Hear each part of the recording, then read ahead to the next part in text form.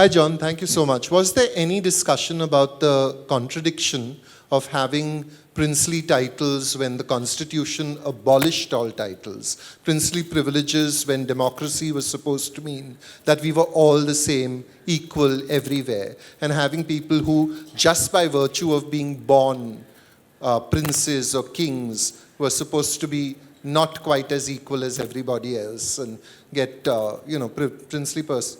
Was there any philosophical discussion like that at that time? Do you know? You're talking about the time in the lead up to the abolition of the princely purses. Yeah, of course there was. There was a lot of discussion at the time. Nehru wrote personally to the princes and said, give up some of your privy purses. They're a drain on the exchequer, even though they only, I think, amounted to something like less than 1% of expenditure. And as one, I think, what one ruler said when the privy purses were abolished, the money spent on the privy purses would not have even been enough to buy every Indian a postcard, which was perhaps an exaggeration. But you're talking about how they were viewed at the time. Yeah, it's an interesting. Certainly it clashed with India's socialist, secular, egalitarian ethos. But at the same time, these privileges, these titles, etc., were enshrined in the Constitution, and so there was, that was something that was unalterable until Indira Gandhi managed to change the Constitution and abolish these clauses that guarantee those titles. VLF functions online similar to other literary festivals across the country, but with the difference that we have purely non-fiction authors here in action in Nagpur. I thank you all for being here today. This grand festival that brings together the fantastic minds of India is only possible because of our partners. Their unwavering belief in the work that VLF does ensures that initiatives like these happen for people like us in Nagpur. I would like to thank all our partners for their unconditional support. Today we begin our day with an extraordinary book, Dethroned, Patel, Menon and the Integration of India by John Zubrzycki. Talking with John will be Sachin Jahagidar, a self-proclaimed history geek. Sachin is the founder, secretary of our VLF, and his team building and strategic planning skills have kept the show running at VLF. Sachin calls himself a businessman and has been responsible for livening up a lot of TV sets in many homes in Nagpur through his Tata Sky franchisee. Sachin is an avid traveler, a voracious reader, so he likes to be between 2 books and 2 vacations. For the last 25 years, Sachin has been an enthusiastic collector of commemorative postage stamps and rare mint coins. Alongside his books, this huge collection of his is his pride and joy. Currently, he is committed to providing midday meals to school children in Nagpur as India Program Director at Share Our Strength, a US-based NGO. We'd like to welcome John to VLF. Thank you so much for being here. John is an award-winning author and researcher based out of Sydney. John's long-standing love affair with India started when, as a 6-year-old, he visited the Taj Mahal with his parents. His fascination with India, its history and culture, grew when he returned for a 2-month trip during his pre-university days, resulting in him graduating with degrees in South Asian history and Hindi. He has since worked in India as a foreign correspondent, diplomat, consultant, and tour guide before becoming a full-time writer. Once when asked what he would have done if he wasn't a writer, John said he'd be traveling the back blocks of India along the ancient Silk Route, but he wondered whether he would have got paid for it. So we're thrilled to have John here and privileged to host him at VLF and share with us his latest book, Dethroned. I now request Sachin to take the stage with John for an illuminating and engaging session. Please put your hands together.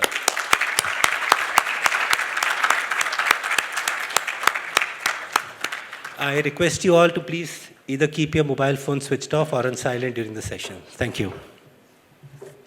So I never proclaimed anything, Ashish.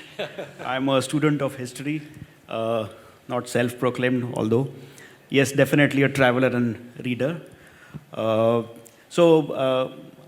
मुझे ऐसा लगा कि John पहली बार नागपुर आए हैं. I've been after him for last couple of years to make his appearance at VLF, and he's been kind of very busy in the last couple of years. But finally, I could grab you, John. And so welcome, John, to VLF. Your first appearance at VLF, but second in Nagpur. Please tell us what was your last time? Thank you very much, Sachin, for, and as you say, finally made it here. But where's my 21-gun salute that you promised, you know?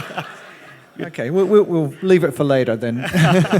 Yeah, my second time in Nagpur, the first time was in the mid-90s when I was a foreign correspondent and came to do a story about the RSS. So, yeah. And the rest is history. Yeah. Which year that was? I can't remember. It was 96, 97 possibly. All right. So, by the way, for the record, he travels more than I travel in India. And he's rightly mentioned that it is his love affair in this country. Yeah. All right. So, I have been reading all his books all the last years, whatever he has written. And my favorite of all times is The Last Nizam. And I always say this, that if your library at home does not have The Last Nizam, it will be incomplete. So I'm here to sell Dethroned, but I'm selling The Last Nizam also. So do have it in your library. It's a masterwork, masterpiece by John. And incidentally, it is John's favorite as well. The book in focus is Dethroned. But I can't resist myself to talk a little bit about The Last Nizam before I move on to the book in the focus. So, Last Nizam is a book on the 8th Nizam called Mukarram Jah.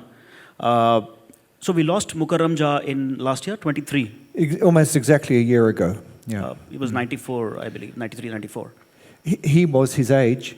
Yes. Oh, no, he was, that would have made him, yeah, it was 89, I think, when he died, 89, 90. So the book talks about his interviews with Mukarram Jah in Turkey, I believe. In Turkey, yes. Right. So tell us a bit about your journey of the Nizam, writing about Nizam, Mukarram Jah, your interviews before we start about this book. Yeah, sure. It was my first book, and it came about quite by accident. I was a foreign correspondent in Delhi at the time. I think it was 1996. I opened the Times of India in the morning, and there was this tiny little story on page 3 that the chattels of Havelock House, Mukarram Jah's mansion in Perth, were being auctioned off. So everything from his tea towels to his elephant guns were being auctioned off to meet his debts. So this is a man, the grandson of Osman Ali Khan, who was reputedly the richest man in the world, who had gone to Australia, bought himself a 500,000-acre sheep station where he could drive his bulldozers through the desert. Amazing. And had squandered this incredible fortune in the space of less than 20 years. So by 1990, he was pretty much broke. He got a bit of a lifeline from his financial advisor. But by 1996, he had already actually fled Australia, believing he was going to be arrested as a debtor and taken refuge in Turkey. His grandfather, had been Abdul Majid, the last Turkish sultan, the last caliph, an extraordinary man. This was a person who his grandfather, Osman Ali Khan, had wanted to be the next caliph of Islam. Extraordinary story.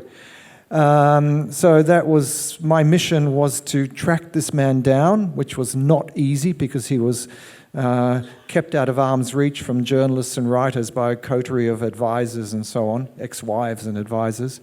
But I did manage to track him down to a 2-bedroom flat in Antalya in southern Turkey where he, we had 4 days together and he, basically we talked about his life and he gave me his version of events and so on. It was a very moving, touching story and it became the focus of my first book. Yeah. Mm-hmm. Lovely. Thank you for that insight. So also, Australia and Hyderabad had a connect. just mentioned. Hutchinson Station, right? What was the name of the farm that? Murchison House Station. Right. Yes. So there was this connect as well. And it's a wonderful book. So interestingly, every chapter of The Last Nizam begins with the current state of Hyderabad, the city. And then it moves, it takes you back in the past. This is how it's a very well-written book. So thank you for bringing that up. Now, about the book in the focus today, Dethroned. So this talks about the integration of princely India. So if, and by the way, there are huge documentation available in this particular subject. This subject has been very close to every Indian's heart. So imagine there are 550 plus states integrated in a record time. And if John decides to dedicate one page to one princely state, he would still make a book of 550 pages. That's right. I mean, it's extraordinary. You've got, there were 562 states, of which 550 odd found themselves within the boundaries of post-partition India.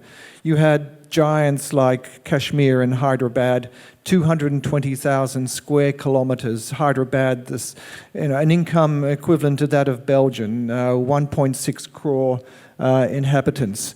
And then you had these tiny little micro-states, Bilbari, which had a population of less than the number of people in this room right now, in Gujarat, and that was, and that's where the book begins. Is Mountbatten addressing the Chamber of Princes on the 25th of July, 1947, with just 3 weeks to go before independence, and he's got to convince the rulers of all these states to sign instruments of accession to join India. And it was an extraordinary feat, And kind of a threatening language also. You mentioned the last Darbar, the chapter called as the last Darbar. So wherein I think Mountbatten threatens the princes, join this or else. Or face the music, basically. Face the music, that's right. Yeah. I mean, there was, but it was largely thanks to the efforts of Sardar Patel and VP Menon. I mean, Menon is probably did more than Patel, arguably, to get these states across the line. Absolutely. But his role in this process has been largely overlooked. Absolutely. So he has called them the cast of characters. So we cannot talk about the integration, princely states integration in the Union of India without these cast of characters like Patel, of course, the Iron Man, and then Menon, then also Nehru, Jinnah, and maybe Iyengar and Conrad Caulfield. So these people were all the important characters. But I'll tell you that integrating India was one task done in record time. Another cast of character is John himself. He integrated that entire story in this one book. Each chapter is absolutely finely written. You must pick this up. And as they say, that the God lies in detail. The kind of detailing that goes into this book is really amazing. And I'm going to demonstrate how he has written this book with reading a couple of paras before I introduce the first cast of character, that's Sardar Patel for all of you. And I'll just read a couple of paras. John. Yeah, sure. Nationalism ran in Patel's blood. The son of a petty landowner who had fought alongside the Rani of Jhansi in the mutiny of 1857. Now turn 57, 75. It's 1875, in the village of Nadiad, approximately 60 kilometers southeast of Ahmedabad. Look at the information in 2 lines. The place of birth, distance from village Nadiad, about his father, his year of birth, right? 60 kilometers southeast of Ahmedabad. The young Patel would inherit his father's fiery spirit. While in 6th class, he organized a 3-day strike to protest against the harsh treatment of a fellow student who had been caned for failing to pay a fine.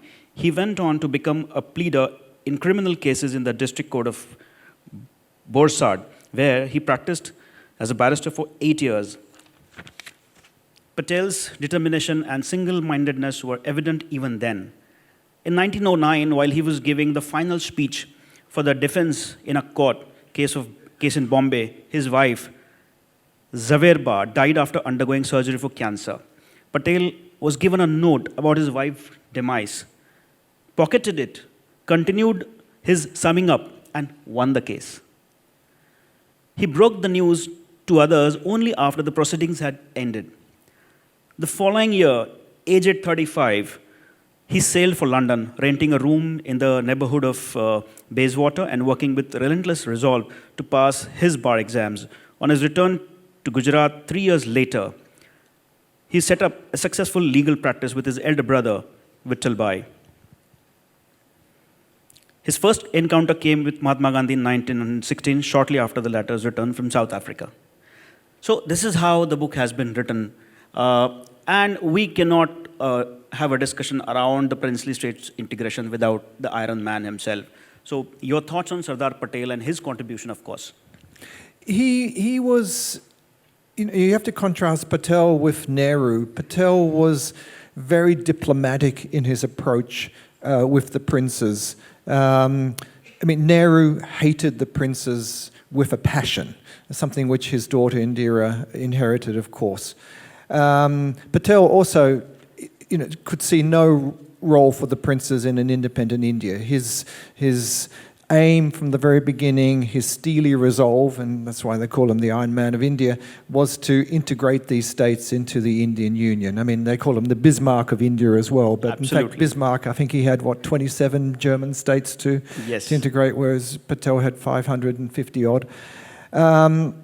But he cultivated friendships with key rulers. He used his powers of persuasion rather than Nehru's threats of coercion to get them across the line.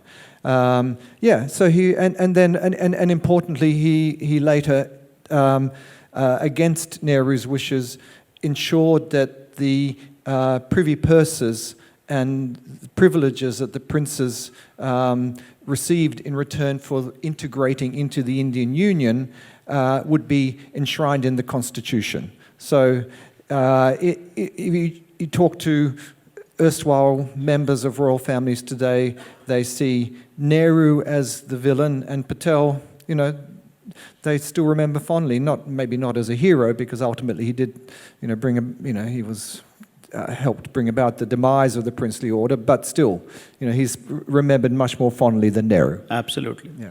The another character is VP Menon, and this is kind of a very interesting coincidence that the book written on VP Menon by Narayani Basu was launched in 2020 in the same hall. And I launched that book along with Narayani Basu. And he has given credit to Narayani, as well as another guy, Manu Pillai, you have mentioned. So both have been patrons of VLF. Both have been at VLF. Manu has been there a couple of times. Narayani, of course, she launched her book. So I think you're going to meet Narayani soon. Yes, she'll be in conversation with me in Jaipur. And it's to her credit that she's brought VP Menon's story to the public. Yes. Now, she's a granddaughter, so it's, to me it's a little bit hagiographic, but the material that she had, particularly about his early days, here is someone who ran away from home after setting fire to his school.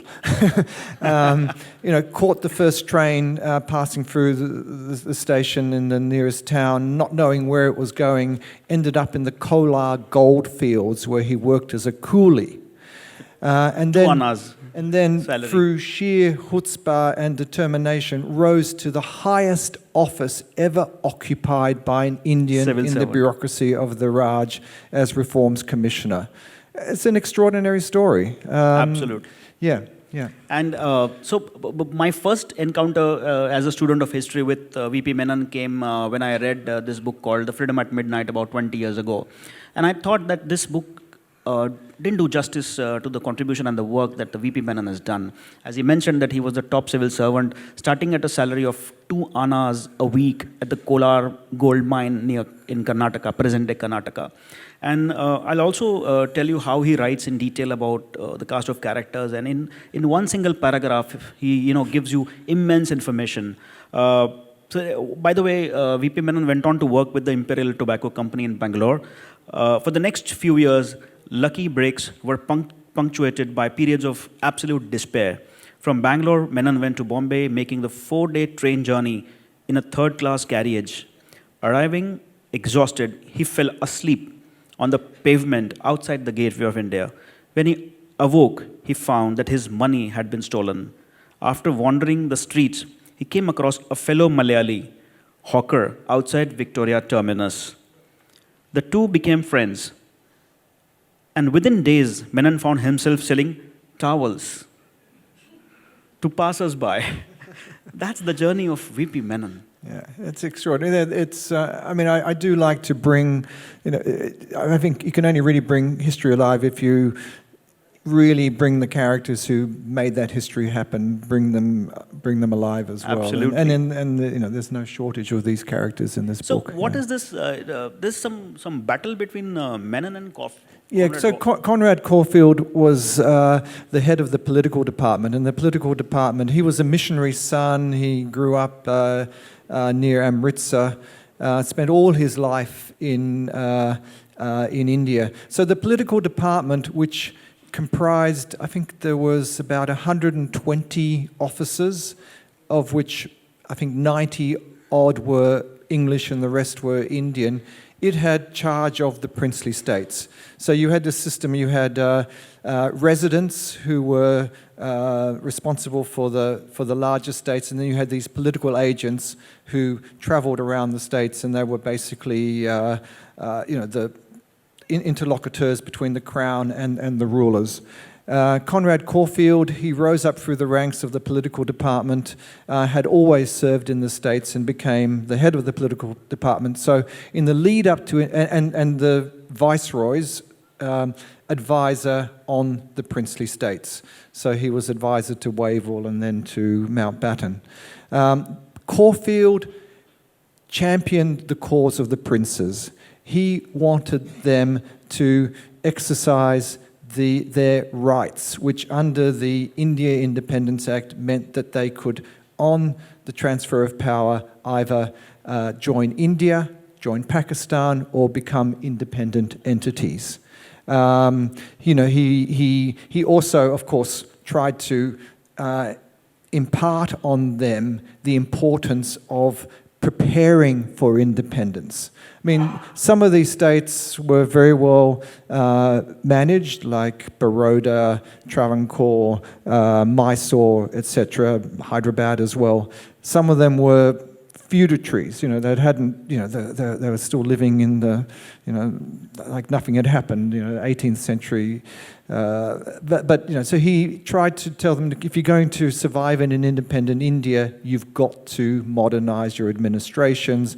If you're, you know, a tiny unit, think about merging or forming a federation with other states, but you need to do something. But this, of course, clashed with what Menon and Patel and even Mountbatten wanted, which was for these states to accede to India.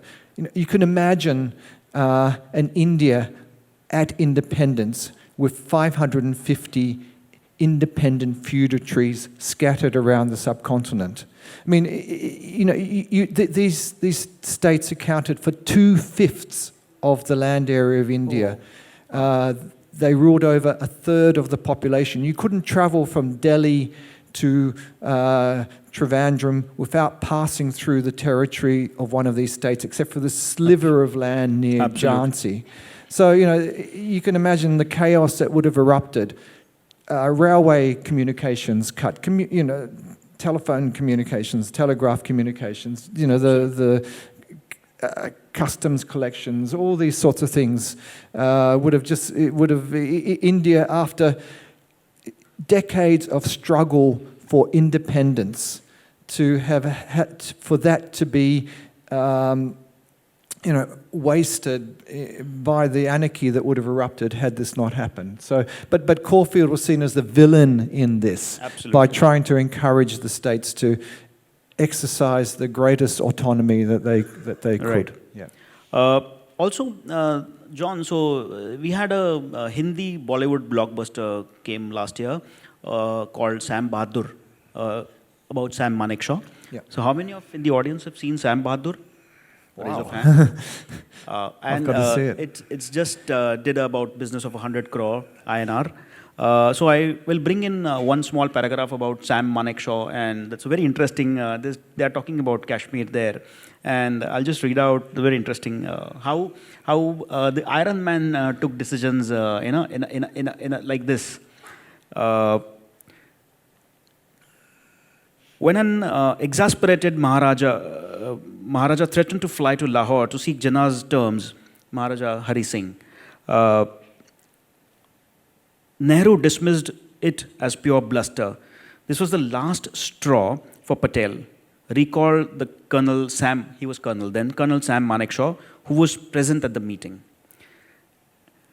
As usual, Nehru talked about United Nations, Russia, Africa, God Almighty, everybody until Sardar Patel lost his temper.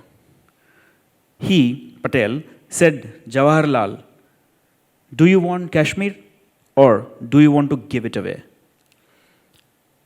Then Nehru said, of course I want Kashmir.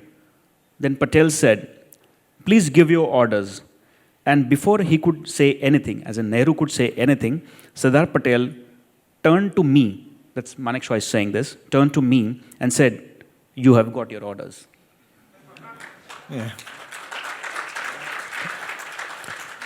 Yes, exactly. Yes. That's yes. Patel for you. Yeah. Masterclass. Yeah. So There was a lot of clashes between Patel and Nehru. Nehru, when the Junagadh crisis erupted, when Hyderabad, of course, erupted, Nehru was always, he, particularly in the case of Junagadh, for instance, Patel, being a Gujarati, could not stomach the fact that Junagadh it acceded to Pakistan, and as far as Patel was concerned, that was no-go zone. So, Nehru wanted to take a more diplomatic approach, whereas Patel basically wanted to send the army in straight away. So, as a colonel at that point of time, what kind of contribution have you came across by Sam Manekshaw? Sorry, have I? Have you come across any significant contribution by Sam Manekshaw in the capacity of colonel? I mean, he was present in this meeting, of course. He was present at that meeting, which was the Defence Committee meeting, which took place on the 26th of October, 1947. So Menon had just flown in from Srinagar. Hari Singh, by that stage, had fled to Jammu. Right.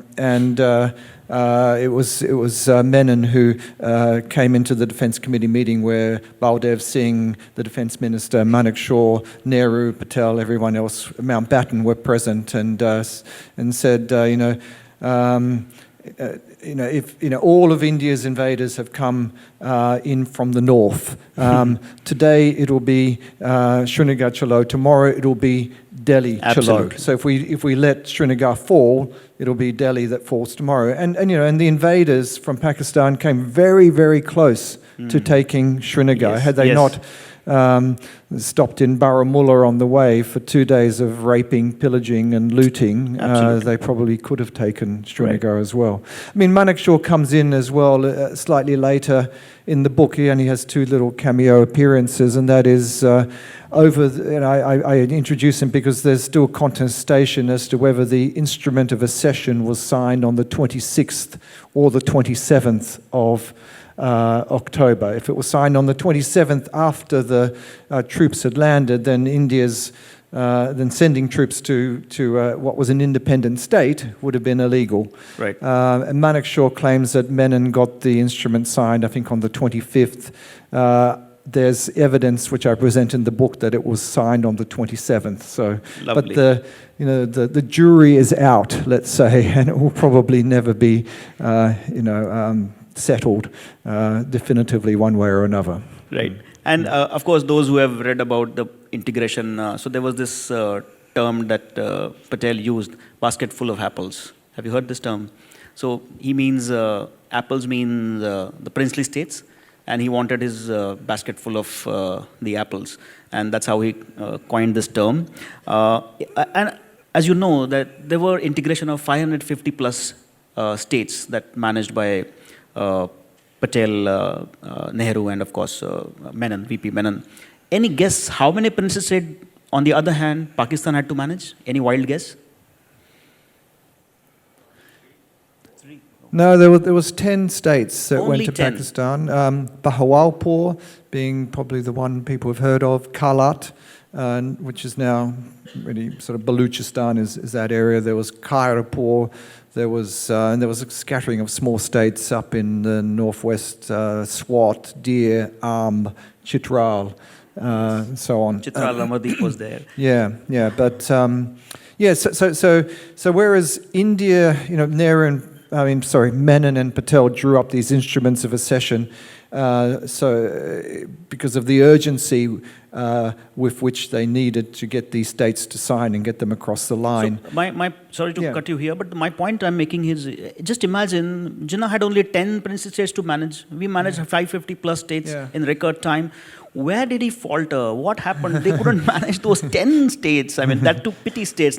They didn't have states like Hyderabad to manage, for that matter, or maybe Junagadh or Baroda or Gwalior. A lot of huge states that we had to manage out of these 550 plus. They were bigger than some countries in the UK. Yeah.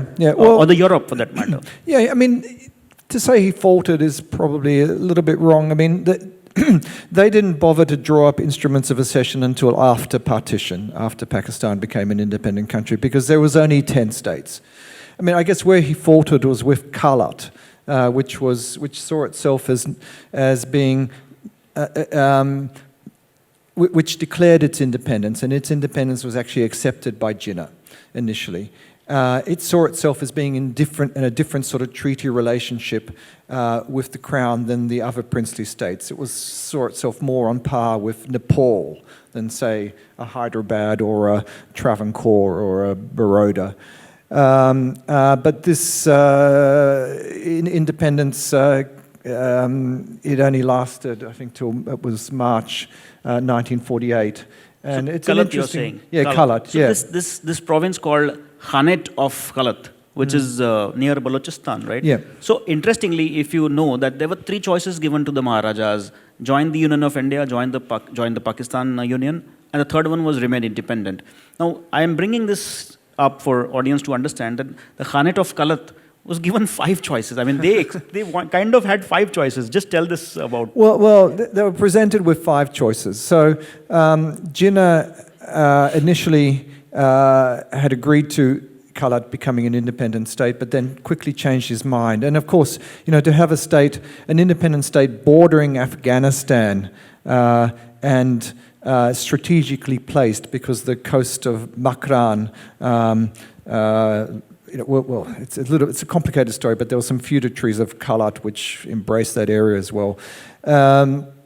So, I mean, that was obviously would have been a strategic nightmare for Pakistan had Kalat maintained its independence. So the foreign minister of Kalat was an Englishman called Douglas Fell, and he had negotiations with Jinnah, came back to the Khan and said, okay, these are your choices.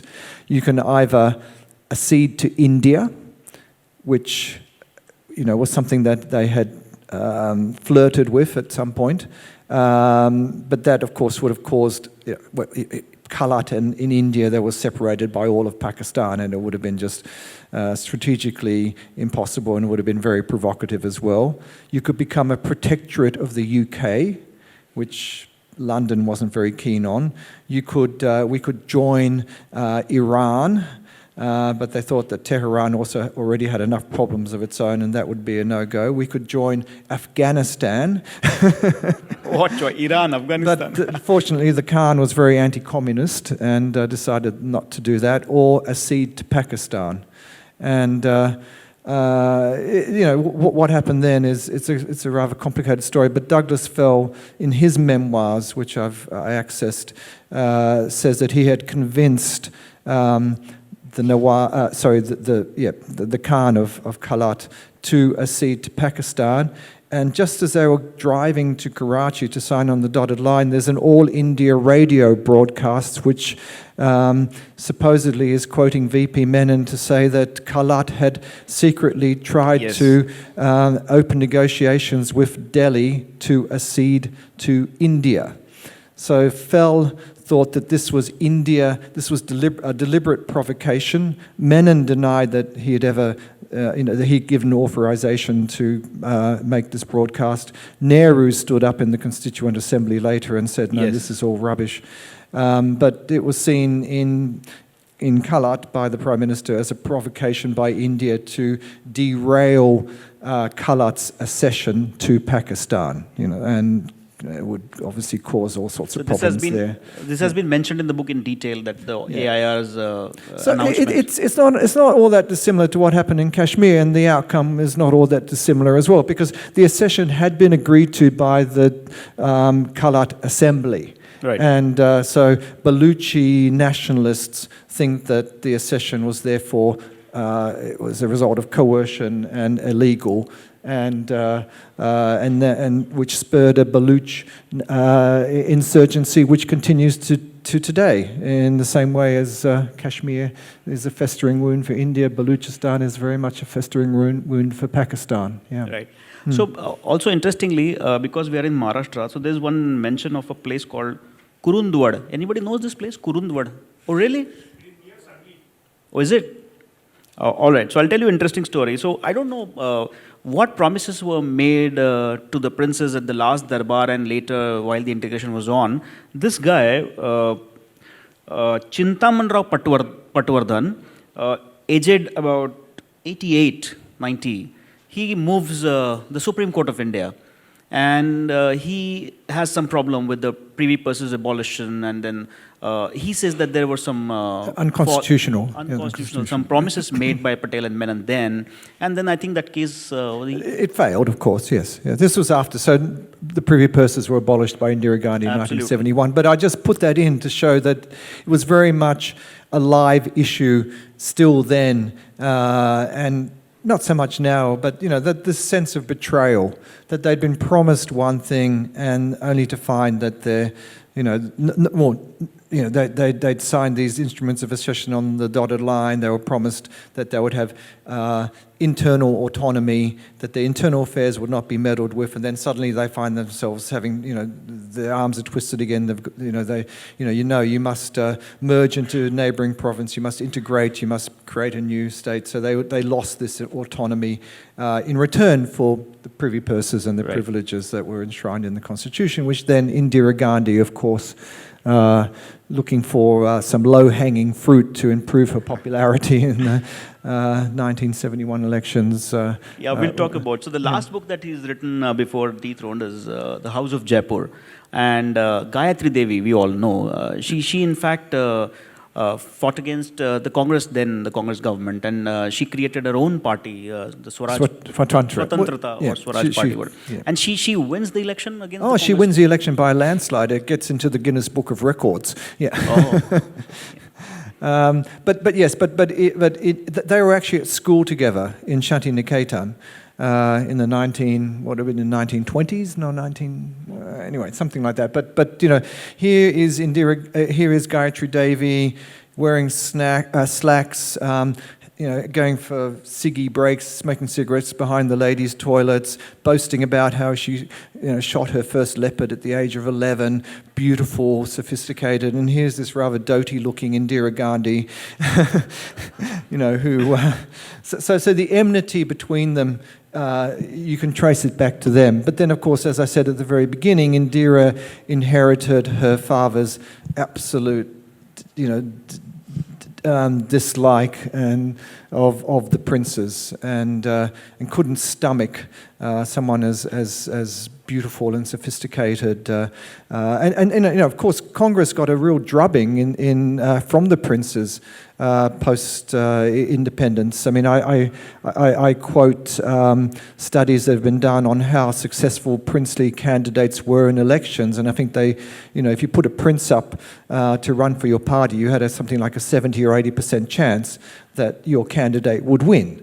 And most ran against Congress, of course, and particularly some of the Orissa rulers of some of the Orissa states. And Congress got a drubbing in the, I think it was the '67 elections, and the princes were seen as the culprits in this. If we don't rein them in, we're only going to lose more seats. So Indira Gandhi set about Dethroning Them, which is the title of the book.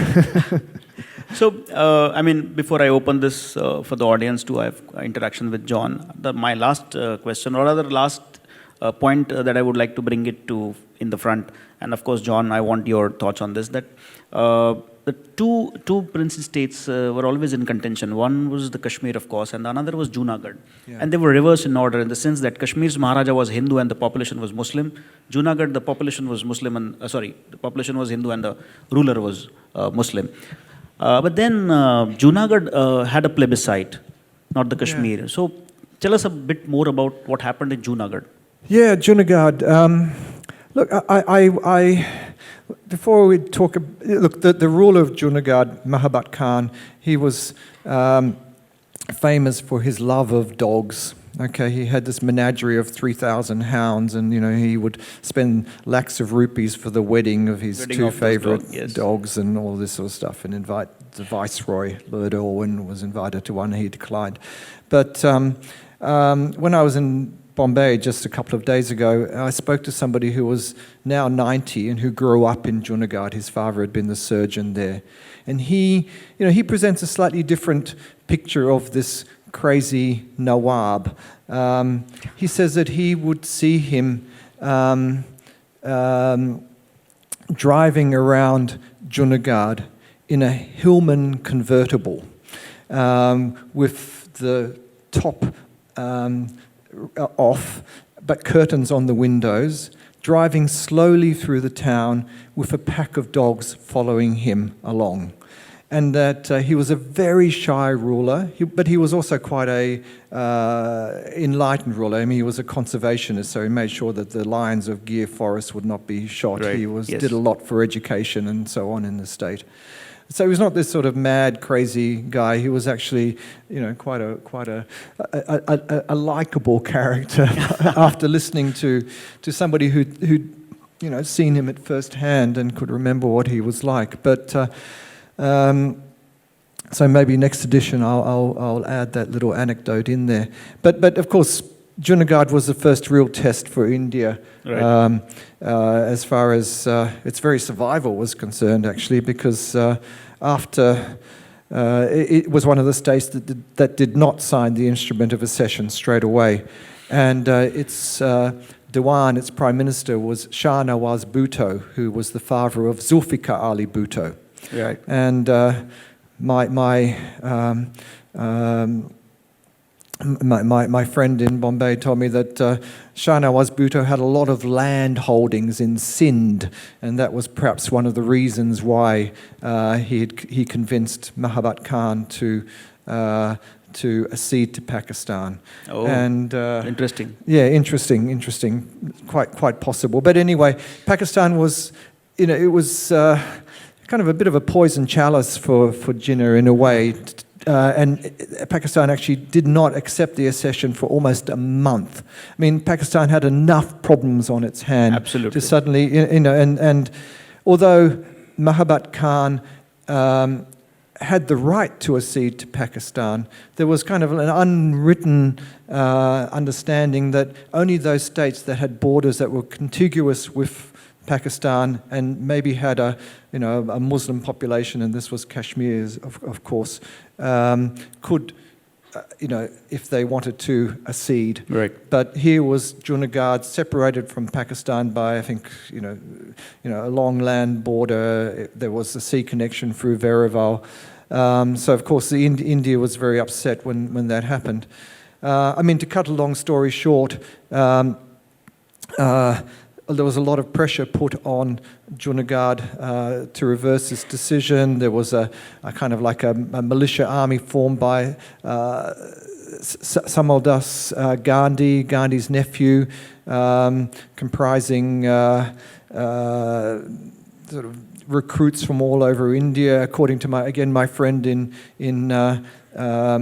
Junagadh, his father asked one of them, "Do you know whether your safety catch is on or off?" When he met them in Rajkot, and they went, "We don't even know what a safety catch is." So this militia that was meant to liberate Junagadh actually never really had much of a chance of doing that. But eventually the Indian army did enter Junagadh without a shot being fired. The Nawab had fled to Pakistan, but Nehru agreed that there should be a plebiscite, which of course India would win. This was a Absolutely. state with a 90% Hindu majority. Right. But if Nehru agreed for a plebiscite in Junagadh, what about Kashmir? Absolutely. Yeah. Right. So anyway, that is all I had to ask with John. And please understand that it is difficult to write a book on 550 plus princely states. It is equally difficult to contain the conversation in 45 minutes to talk about this book. So I urge that you must buy this book. If you don't read, it's fine, but do buy the one. Thank you, thank you. And yes. What can I say? So this is open for your questions. And also one request before we kind of go into the next sessions. Let's give him a 21 gun salute by standing here. Thank you.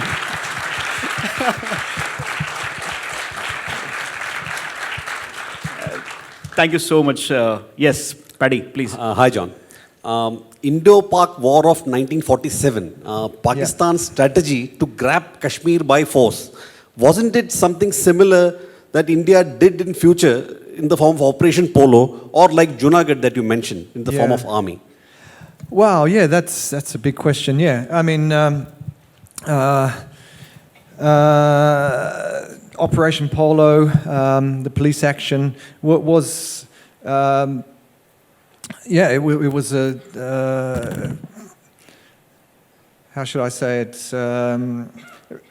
You could term it an act of aggression against an independent state. I mean, Hyderabad had declared itself and it had the right to become an independent state. So it was perfectly within its rights to do that. It wasn't intending to accede to Pakistan. It was merely wanting to assert its right to be an independent state. And of course, that was anathema to India to have a state like that in the very belly of India. I think.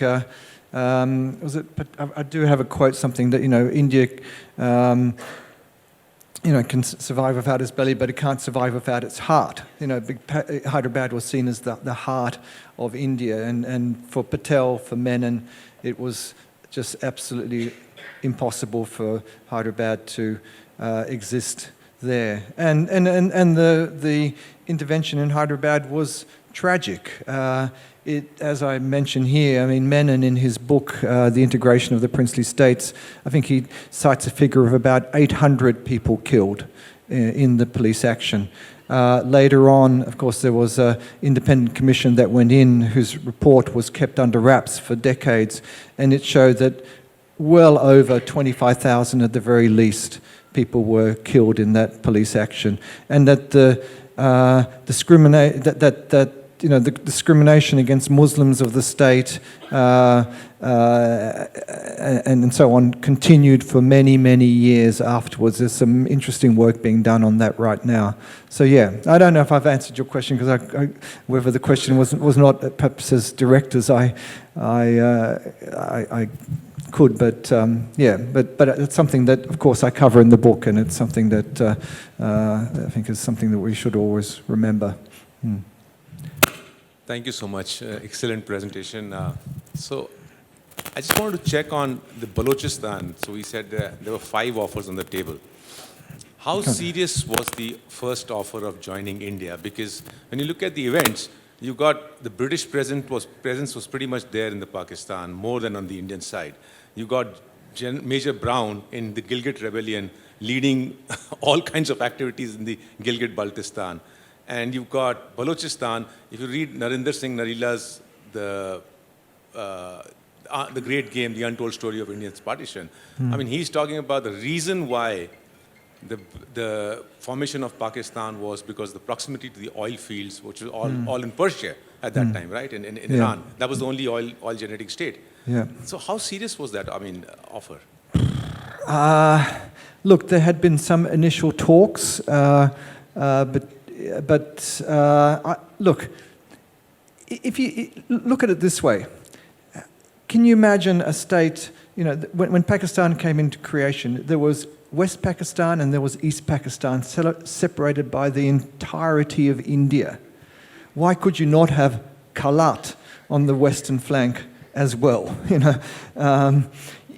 the Hamidullah Khan, the Nawab of Bhopal, he very much wanted his state to become independent, to accede to Pakistan.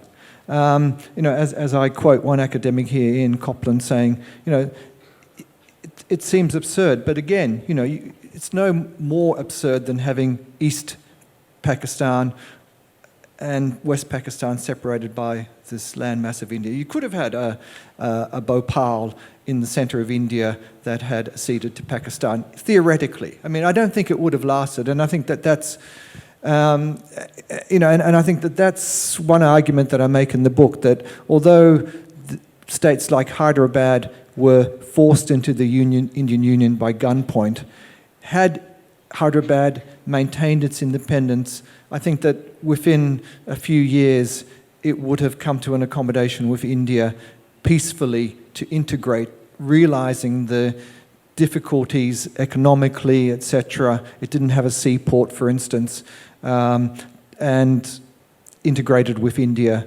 voluntarily rather than it was just, you know, India at that time was faced with multiple crises on multiple fronts, and to have... So I'm not denying the fact that it could have been possible with Bangladesh and India and Pakistan. So it was possible. My question really is that the reasons why British had their presence in the lands of Pakistan post-partition was really the reason for having close proximity to the oil or to the avoid the great game and advance of Russia. They kept some of the presence there. So was that offer really serious? I mean, it just seems like, you know, they were just talking, and that's all I was trying to say. Thank you. Thank you Okay. I would suggest people to introduce yourself and then ask the question. That would make it more interesting.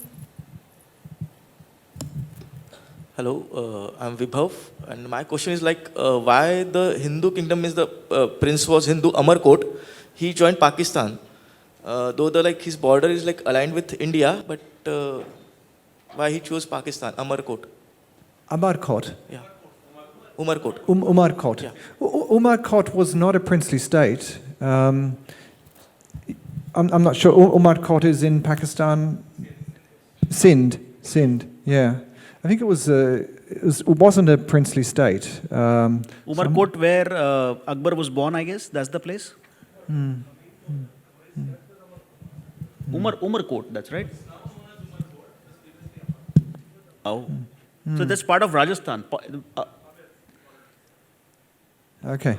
I am not familiar with Umarkot, so I'm sorry I can't answer your question. Just to clear that, that's what not a princely state, possibly. That's why. Yeah, there's a question from Jerry Arushi. Jerry in yellow kurta here. See. No, for the video.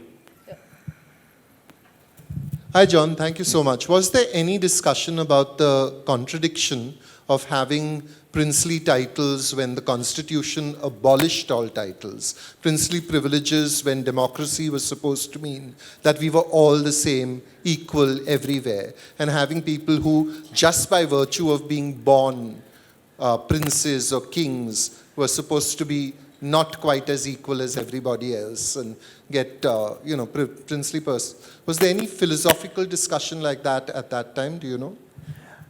You're talking about the time in the lead up to the abolition of the princely purses. Yeah, of course there was. There was a lot of discussion at the time. I mean, Nehru wrote personally to the princes and said, give up some of your privy purses. They're a drain on the exchequer, even though they only, I think, amounted to something like less than 1% of expenditure. And as one, I think, what one ruler said when the privy purses were abolished, the money spent on the privy purses would not have even been enough to buy every Indian a postcard, which was perhaps an exaggeration. But you're talking about how they were viewed at the time. Yeah, it's an interesting. I mean, certainly it clashed with India's socialist, secular, egalitarian ethos. But at the same time, these privileges, these titles, etc., were enshrined in the Constitution. and so there was. That was something that was unalterable until Indira Gandhi managed to change the constitution and abolish these clauses that guarantee those titles. Yeah. Hmm. Just to put it in perspective, Yeah. we spent only 0.5% on health. Yeah. 1% does count. Does count. Well, it does. Yeah. That's. I'm Ekta Kalra. I want to know why. Yeah. Yes. I'm Ekta Kalra. I'm a writer. I want to know why don't people possibly differentiate between two different platforms? One is politics. They want a religious leader in politics. One is religion. They want a political influence in religion. And in the end, why does history show that cruelty wins over diplomacy? Why did you say quality or Cruelty Cruelty. wins. royalty? Cruelty wins over. Cruelty. Cruelty. So, are you implying that all these rulers were cruel in some way? Is that? I'm not quite understanding the question. I'm sorry.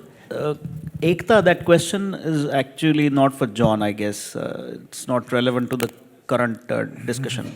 Anyway, any other question? The last question, we can take this side. Yes. Sorry.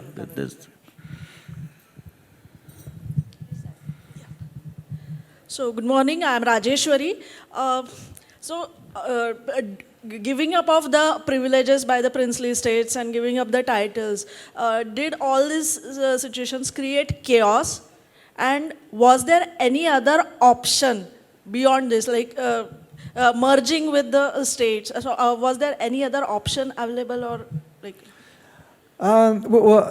Giving up the privy purses and their titles, it didn't cause chaos. And a lot of the princes by then had sort of accepted the fact that these titles were going to disappear, and they got into business, or they set their palaces up as hotels, etc., etc. Some have become quite successful.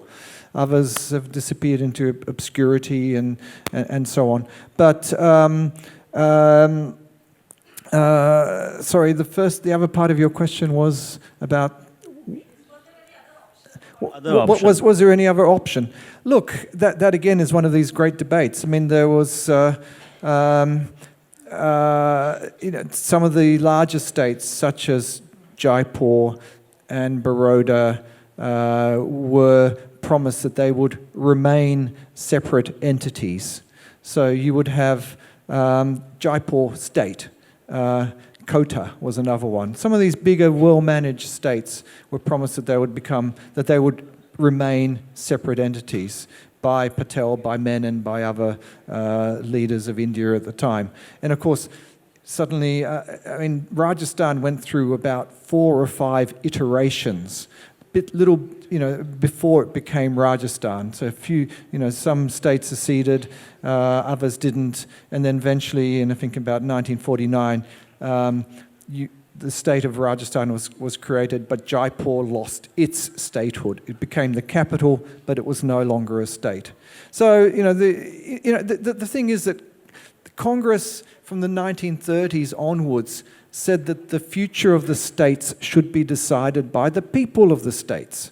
And that was an argument that the rulers, took with them sometimes to their graves. Said, some of our, we were good rulers. And many of them were. Some Indians couldn't make it to these higher echelons of the administration in British-ruled India, but they could in Indian-ruled India. And you had some incredibly talented finance ministers, diwans, and so on, rising up through the ranks of these states. And they were well-managed, well-run. The rulers were respected. They introduced limited franchise, probably to begin with, but were prepared to go further. And in many cases, certainly not in all, in a minority of states, had it been left up to the people of those states, they would have said, keep, Maharaja, Sadhu Singh as our ruler, because he's good. He's done well. We've done well under him. But of course, this was all thrown out the window in those last 3 weeks in the lead up to independence, when they were basically arm twisted into joining India. We have run out of time completely. Thank you for being a lovely audience, and